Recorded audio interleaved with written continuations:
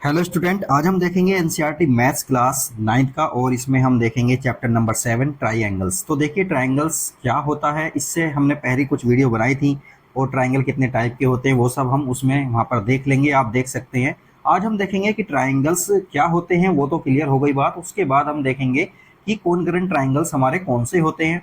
उसके बाद किस तरह के ट्राइंगल को हम कॉन्ग्रुएंट कह सकते हैं और कॉन्ग्रुएंट होने के लिए क्या क्या कंडीशन होती हैं वो सब हम देखेंगे। Importance of correct naming, correct naming करना क्यों जरूरी है कॉन्ग्रुएंट होने के लिए, तो ये सब भी आज हम देखेंगे। उसके बाद देखेंगे सफिशिएंट कंडीशंस यानी क्राइटेरिया, वो सफिशिएंट क्राइटेरिया जो कॉन्ग्रुएंस होने के लिए किसी ट्राइंगल के लिए जरूरी होता है, वो सब भी हम देखेंगे। वो कौन कौन से क्राइटेरिया हैं या वो कौन कौन सी कंडीशंस हैं। उसके बाद कुछ स्टैंडर्ड थ्योरम्स हम देखेंगे और फिर देखेंगे हम इनइक्वालिटीज इन ट्राइंगल, ट्राइंगल में इनइक्वालिटीज होती हैं किस तरह की होती हैं, फिर हम एनसीईआरटी वगैरह के क्वेश्चंस को सॉल्व करेंगे। तो चलिए शुरू करते हैं। हम ट्राइंगल का इंट्रो। तो देखिए सबसे पहले इसमें हम देखेंगे कॉन्ग्रुएंट ट्राइंगल्स हमारे कौन से होते हैं। तो सबसे पहले डेफिनेशन पढ़ लेते हैं, फिर इसको समझते हैं कि क्या होते हैं। Two triangles are said to be congruent, दो ट्राइंगल हमारे कॉन्ग्रुएंट होते हैं कब होंगे, if they have exactly the same shape and the same size, मतलब शेप और साइज उसका सेम होना चाहिए, तब वो ट्राइंगल हमारे क्या बन जाते हैं, कॉन्ग्रुएंट बन जाते हैं। अब ये सेम शेप का क्या मतलब है, देखिए शेप को देखते हैं पहले। जैसे कि ये हो गया हमारा सर्कल और ये हो गया हमारा स्क्वायर। तो देखिए इन दोनों का शेप जो है ना वो डिफरेंट है। इसी तरह से देखिए ये हमने ले लिया ट्राइंगल और ये ले लिया हमने रेक्टेंगल। क्या ले लिया, ये रेक्टेंगल। अब देखिए दोनों का शेप क्या है हमारा, दोनों का शेप अलग अलग है। तो अब बात करते हैं हम सेम शेप होना चाहिए। तो देखिए सबसे पहले हम बात करते हैं इसकी। तो देखिए ये हमारा सर्कल है, ये भी सर्कल है, तो दोनों का शेप जो है वो तो सेम है, बट साइज दोनों का क्या है, अलग अलग है। इसी तरह से देखिए यहाँ पर हम देख लेते हैं, ये हमारा स्क्वायर है और ये भी हमारा क्या है, स्क्वायर है, बट दोनों का शेप सेम है बट साइज दोनों का क्या है, अलग अलग है। अब हम बात करेंगे ऐसे ऐसे फिगर की जिसका शेप और साइज दोनों क्या होगा, सेम होगा। अब देखिए ये वाला और ये वाले दोनों का साइज और शेप दोनों का सेम है, तो इस तरह के जो हमारे फिगर्स होंगे या इस तरह के जो चीज़ें होंगी हमारी, वो कॉन्ग्रुएंट बन जाएंगी। बट हम ट्राइंगल के लिए बात कर रहे हैं तो हम ट्राइंगल को देख लेते हैं। तो देखिए एक ट्राइंगल हमारा ये रहा और दूसरा ट्राइंगल हमारा ये रहा। ये दोनों ही हमारे क्या हैं, हाथ से बनाया है तो थोड़ा बहुत डिफरेंट हो सकता है, बट हमने क्या बनाया है, ये दोनों के दोनों ही हमारे सेम है। सेम का मतलब क्या, शेप देखिए एक जैसा है और साइज भी दोनों का सेम है। तो ऐसे हमारे ट्राइंगल क्या बन जाते हैं, कॉन्ग्रुएंट ट्राइंगल बन जाएंगे।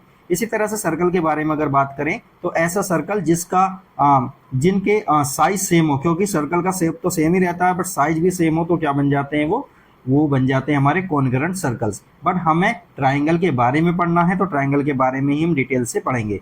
तो देखिए एनसीईआरटी में एक बात और बोली जाती है कि इस ट्राइंगल के ऊपर अगर ये वाला ट्राइंगल रखा जाए या इसके ऊपर ये वाला रखा जाए तो ये एक दूसरे को क्या है, पूरी तरह से कवर कर लेंगे, ढक लेंगे पूरी तरह से।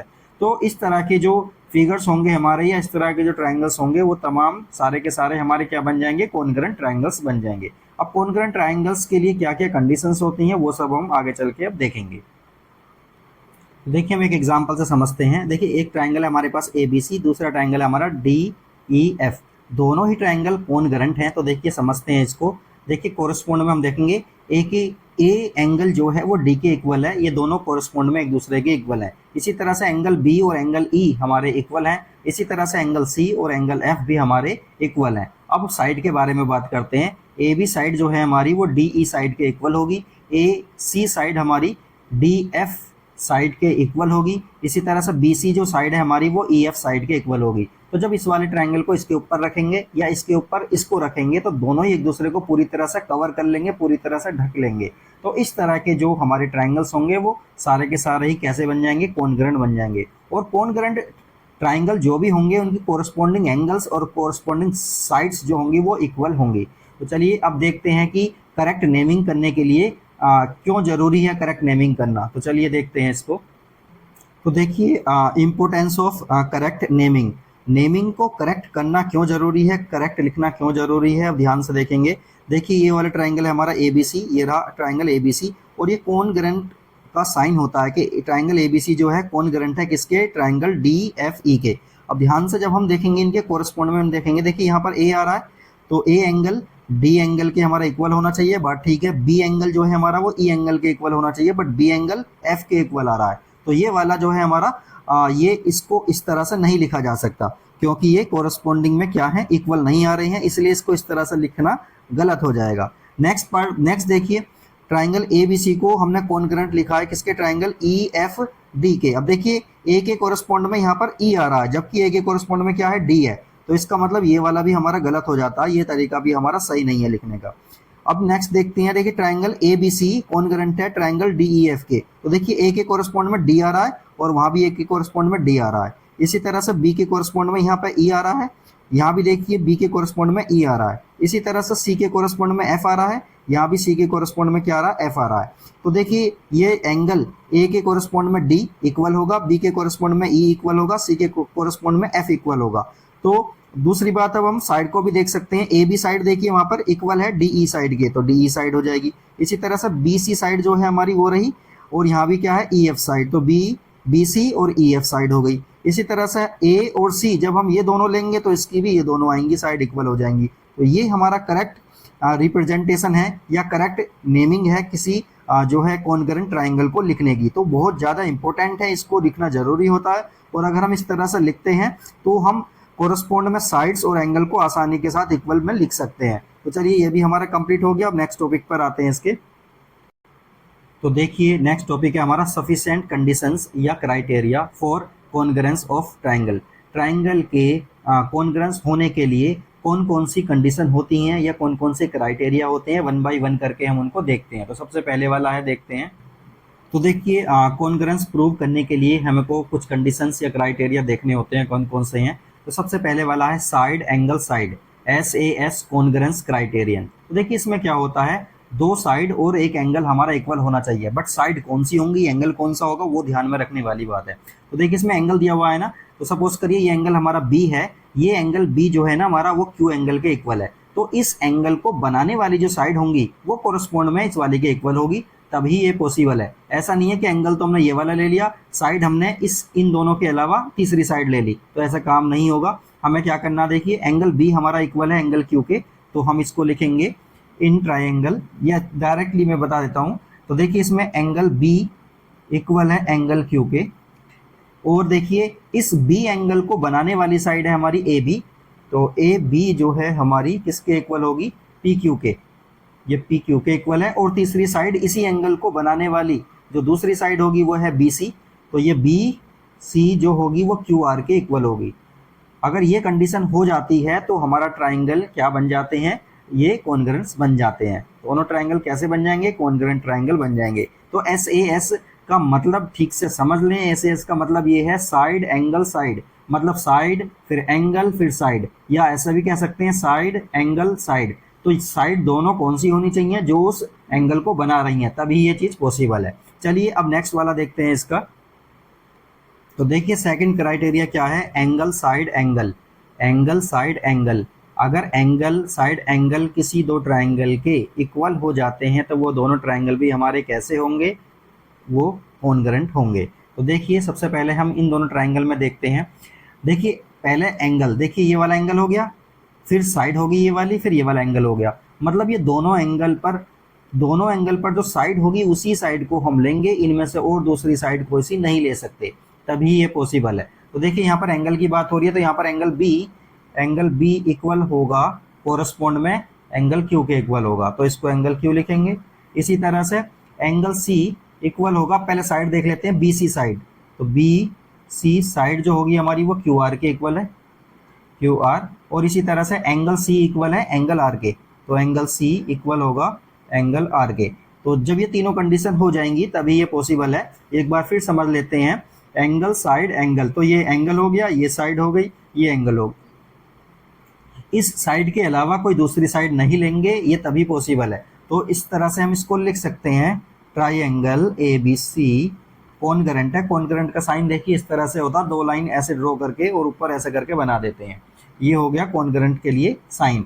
और ये कॉन्करेंट किसके है, पी क्यू आर। और यहाँ पर भी सेम उसमें लिखना जरूरी होता है, ये बहुत जरूरी है। तो इस तरह से angle triangle A B C concurrent है ट्राइंगल पी क्यू आर के। तो ये वाली सेकंड वाला भी हमारा क्राइटेरिया कंप्लीट हो गया। अब नेक्स्ट क्राइटेरिया को देखते हैं। तो देखिए नेक्स्ट वाला जो है हमारा एंगल साइड। ये भी इस तरह के ट्राइंगल हमारे जिसका एंगल, दो एंगल और एक साइड इक्वल होती है, तो वो भी ट्राइंगल हमारे कॉन्करेंट बन जाते हैं। इसमें देखिए एंगल ए इक्वल है एंगल पी के, और इसी तरह से देखिए एंगल बी इक्वल है एंगल क्यू के। और एक तीसरी साइड मतलब और दूसरी साइड जो इसको इंक्लूड नहीं करती बल्कि और दूसरी साइड होगी, मतलब बी सी। यहाँ ले लेते हैं बी सी इक्वल है क्यू आर के। तो ये भी ट्राइंगल हमारे कैसे बन जाते हैं, कॉन्करेंट बन जाते हैं। इससे पहले में हमने देखा था कि उसी साइड को इंक्लूड करना है जो एंगल बना रही है। तो दो एंगल थे और ये वाली साइड ले रहे थे, बट यहाँ पर क्या है, दो एंगल ले लिए और तीसरी साइड ये वाली हो गई हमारी। तो इस तरह का भी हमारा क्या होगा, ट्राइंगल कॉन्करेंट होंगे। तो इसको लिख सकते हैं triangle A B C concurrent है किसके, ट्राइंगल पी क्यू आर के। ये भी कंप्लीट हो गया है। अब देखिए 4 वाले को हम देखते हैं। 4 वाले में देखिए क्या है, उसको भी देख रहे हैं। देखिए 4th वाला क्राइटेरिया है हमारा साइड से कॉन्ग्रेंट क्राइटेरिया। तो देखिए इसमें अगर किसी दो ट्राइंगल की आपस में कोरस्पॉन्डिंग साइड्स इक्वल हो जाती हैं तो वो ट्राइंगल भी हमारे कॉन्ग्रेंट बन जाते हैं। जैसे यहाँ देखिए पी क्यू साइड जो है हमारी ए बी के इक्वल है, इसी तरह से क्यू आर साइड हमारी बी सी के इक्वल है, और पी आर साइड जो है वो ए सी के इक्वल है। तो इस तरह के ट्राइंगल भी हमारे क्या बन जाएंगे, कॉन्करेंट बन जाएंगे। तो इसको लिखेंगे हम पी क्यू इक्वल है ए बी के, तो यहाँ पर ए बी लिखेंगे। इसी तरह से क्यू आर इक्वल आ गया बी सी के, और इसी तरह से पी आर इक्वल है ए सी के। तो जब इस तरह से ये तीनों साइड कोरस्पॉन्ड में इक्वल हो जाएंगी तो ये ट्राइंगल भी हमारे क्या बन जाएंगे, कॉन्करेंट बन जाएंगे। तो इसको लिखेंगे P Q R, triangle P Q R concurrent triangle A B C के। तो इस तरह से ये भी हो गया है। अब नेक्स्ट वाला पार्ट देखते हैं, उसको भी करते हैं। देखिए 5th वाला जो क्राइटेरिया है वो है राइट एंगल हाइपोटेन्यूज और साइड। मतलब अगर कोई दो ट्राइंगल हमारे ऐसे हैं कि उनमें एक एक एंगल तो राइट एंगल है और हाइपोटेन्यूज दोनों की इक्वल है और एक साइड भी इक्वल है, तो इस तरह के ट्राइंगल हमारे RHS वाले क्राइटेरिया से क्या बन जाएंगे, कॉन्ग्रेंट बन जाएंगे। तो यहाँ पर हम देखेंगे, यहाँ लिखेंगे हम एंगल B इक्वल है एंगल Q के, और क्या है ये, दोनों के दोनों ही हमारे 90 हैं। इसी तरह से AC इक्वल है PR के, और ये क्या है, हमारी हाइपोटेन्यूज है। हाइपोटेन्यूज दोनों की इक्वल दी हुई है, हाइपोटेन्यूज इक्वल होगी। इसी तरह से साइड है हमारी BC इक्वल है QR के इक्वल। तो देखिए 3 बातें थी हमारी, तीनों हो गई हैं पूरी। तो इस तरह के ट्राइंगल भी हमारे क्या बन जाएंगे, कॉन्ग्रेंट बन जाएंगे। तो इसको लिखेंगे ट्राइंगल ABC कॉन्ग्रेंट होगा ट्राइंगल PQR के। इस तरह से जो है ये सारे क्राइटेरिया हमने ठीक से पढ़ लिए हैं। तो इनको एक बार आप फिर दोबारा रिवाइज करके देखिए और एक एक करके समझिए, बहुत अच्छे से समझ आ जाएगा। तो चलिए अब इसकी कुछ स्टैंडर्ड थ्योरम है, उनको देखते हैं किस तरह से सोल्व करना है। चलिए देखिए अब हम देखते हैं स्टैंडर्ड थ्योरम। कुछ स्टैंडर्ड थ्योरम है हमारी, उनको देखते हैं। फर्स्ट वाली है हमारी angles opposite to equal sides.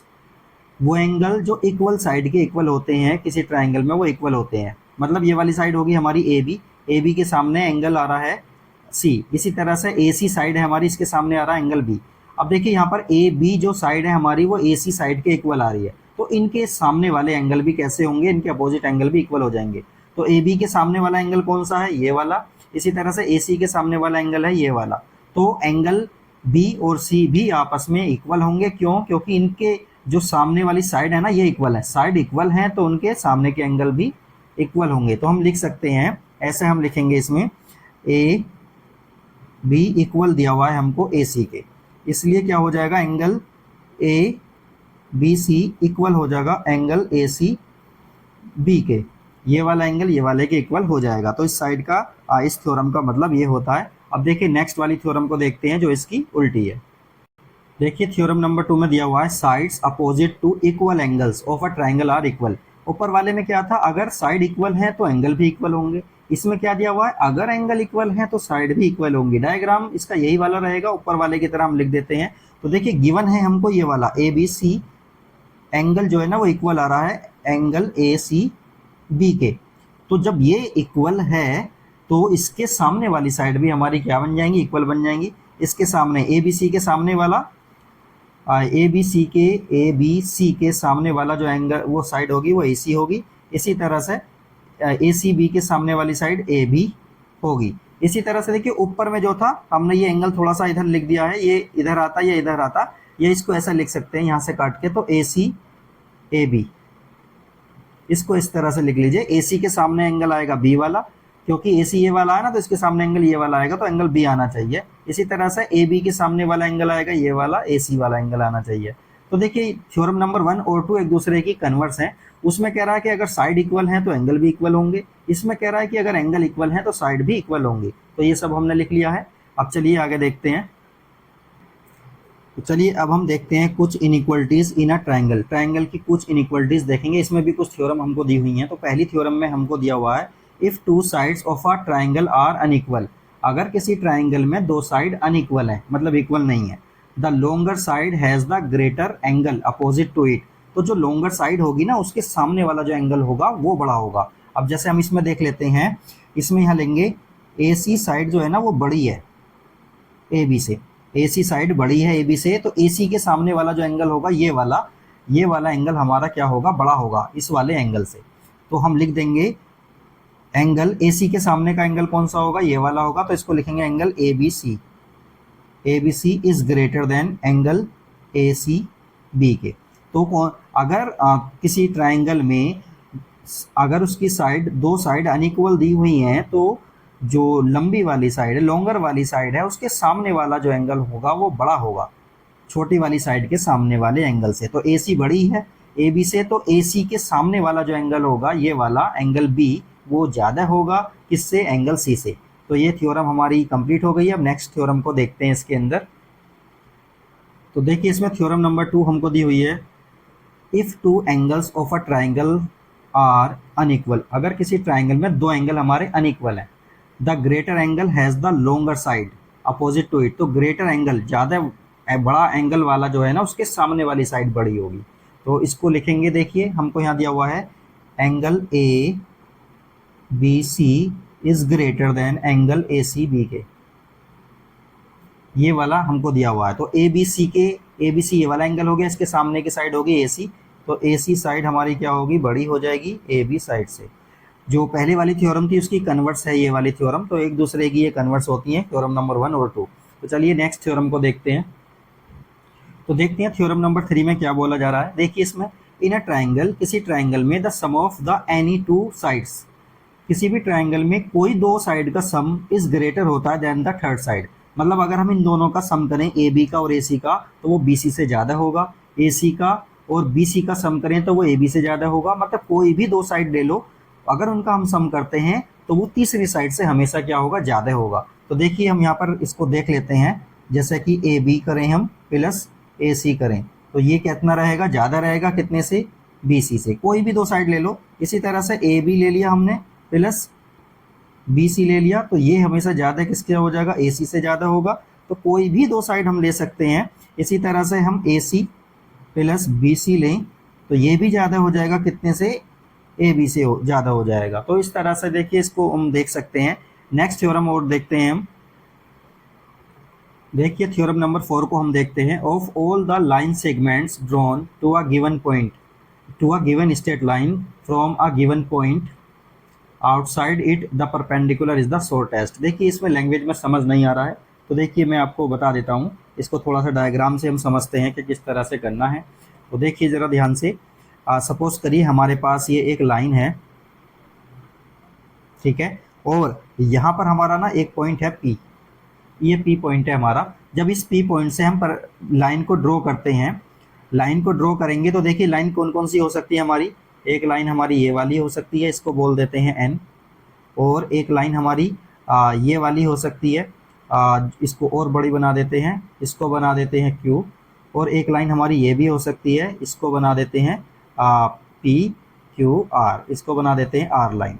तो देखिए ये कहना चाह रहा है कि ये जो हमारी स्ट्रेट लाइन है ये वाली, इस पर किसी पॉइंट से जब हम लाइन ड्रॉ करते हैं ये वाली सारी, तो इनमें, इन सभी लाइन में, इसमें, इसमें और इसमें सबसे छोटी जो लाइन होगी वो परपेंडिकुलर होगा।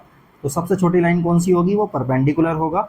तो ये कहना चाहता है, इस बात को हमें ध्यान रखना है। अब देखिए हम इसको समझ सकते हैं कि देखिए एंगल जो है हमारा पी आर एन जो है वो बड़ा है किससे? चाहे तो ये वाले एंगल को ले लो, चाहे ये वाले एंगल को ले लो। हम जानते हैं कि बड़े एंगल के सामने वाली साइड जो होगी वो बड़ी होगी, छोटे एंगल के सामने वाली साइड छोटी होगी। तो इन दोनों में, इन दोनों साइड में कौन सी साइड बड़ी होगी? पी एन बड़ी होगी। और शॉर्टेस्ट कौन सी होगी? सबसे छोटी कौन सी होगी? पी आर होगी। इस लाइन के अलावा, मतलब इस परपेंडिकुलर के अलावा कोई और लाइन हम ड्रॉ करेंगे तो पी आर से वो हमेशा क्या रहेगी? बड़ी रहेगी। तो इसको ऐसे हम बोल सकते हैं, angle P R N is greater than angle P N R के। तो ये वाला एंगल जो है 90 डिग्री और ये 90 से कम है, तो ये वाला एंगल बड़ा होगा इस वाले एंगल से, इसलिए इसके सामने वाली जो साइड होगी वो भी क्या बन जाएगी? बड़ी बन जाएगी। तो इसके सामने वाली साइड कौन सी है? P N. तो पी एन साइड हमारी बड़ी हो जाएगी और पी एन आर एंगल के सामने वाली जो साइड है हमारी पी क्यू, वो छोटी हो जाएगी। तो ये शॉर्टेस्ट रहेगी। इसके अलावा कोई भी लाइन हम ड्रॉ करेंगे तो हमेशा कैसी रहेगी? बड़ी रहेगी। तो इस तरह से देखिए हमने चैप्टर नंबर 7 का ट्राइंगल का इंट्रो अच्छे से, बहुत अच्छे से देख लिया है। अब हम इसकी नेक्स्ट वीडियो में जो है एनसीईआरटी की एक्सरसाइज करेंगे, 1 बाय 1 एक्सरसाइज को कंप्लीट करेंगे। तो सबसे पहले आप इसके जो इंट्रो हमने कराया है इसको अच्छे से देखिए, उसके बाद फिर एक्सरसाइज पर आइए और बहुत आसानी के साथ सारी एक्सरसाइज हमारी होती चली जाएंगी। तो वीडियो को देखते रहें।